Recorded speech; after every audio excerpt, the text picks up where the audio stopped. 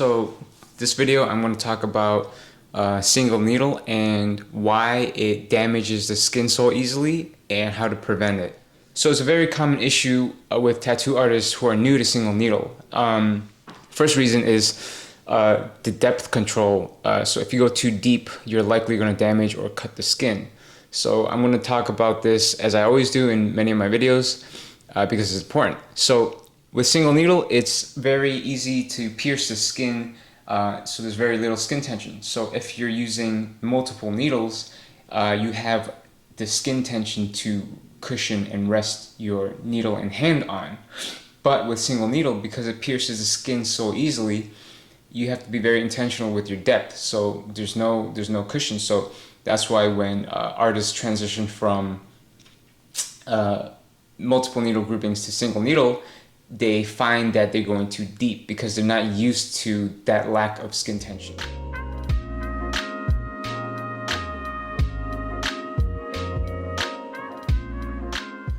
Second reason is because the machine is built too strong or is tuned to be too strong. So single needle doesn't need a lot of power to pierce the skin and do its job because it's just one needle as opposed to many needles. So having a very strong machine for this kind of needle grouping is very impractical, and you will likely blow out or damage the skin or irritate it if your machine is too strong. Third reason is having the voltage too high. So if the voltage is too high, just like the strength of the machine, it will damage and irritate the skin. Last reason is speed of your hand stroke. So if you're going too slow and you're dragging the needle, it's going to cut the skin and damage it. So imagine the needle going in and out of the cartridge, and a slow speed, you'll have pokes that are very close, as opposed to faster, the pokes are very spread apart. So together it's more like a cut, far apart it's more like individual pokes. So this is less damage, this is more damage. So those are the 4 reasons, and let's go over each one and what you can do to mitigate problems. So first one is the skin tension. Going too deep is a problem, then go lighter and slowly work your way to deeper if it's too light. Second is, if your machine is too strong, buy a lighter one. Sometimes it's hard to tell what machine is lighter, so refer to what I use. I use a Solnova pen. Pen machines are usually a lot lighter, so go towards the pen machine route. So you might be worried, is the machine too light? Well, you can't really go too light with a machine if you're using single needle because you can just up the voltage. So third reason is voltage. I usually start around 5.5 and the max I'll go is around 6.5 volts. That's when I was using the Scion pen, which had a display for the voltage that I use. But because the Solnova is very sleek and they don't want to put a display on it, they use a tilt system. So the deeper you tilt, the harder it is. And I use a 45-degree tilt. And I would assume that's around 5.5 to 6.5 volts from my experience. So start low and work your way up in terms of voltage if you are worried that you're going too much.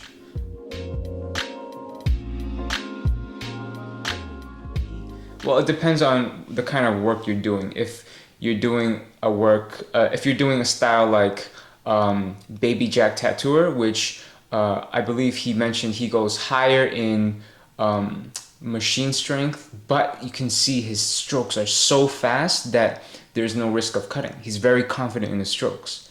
So keep that in mind.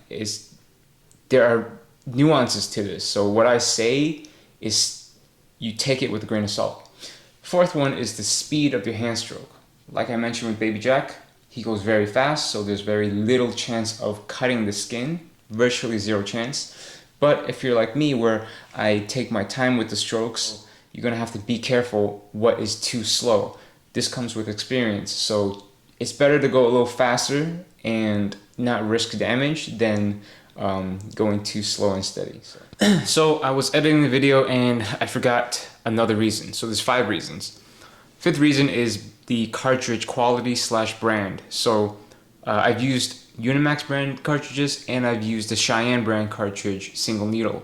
So both of them, the ink flow was horrible and the Cheyenne one specifically had a gauge that was too big. Maybe that's my fault for picking the big gauge, but I don't think they had any other options. Anyways, the lack of ink flow was deceptive, so I did more passes than I should have, and the large gauge, I guess, was not too practical. Maybe the wide base, I guess, opened up the skin too much while piercing it. So to mitigate this issue, you have to be mindful of the specs on the single needle cartridge that you're buying. And just for your reference, I use Quadrant brand 12 gauge number 35 long taper single needle cartridges. So be mindful of what you're buying.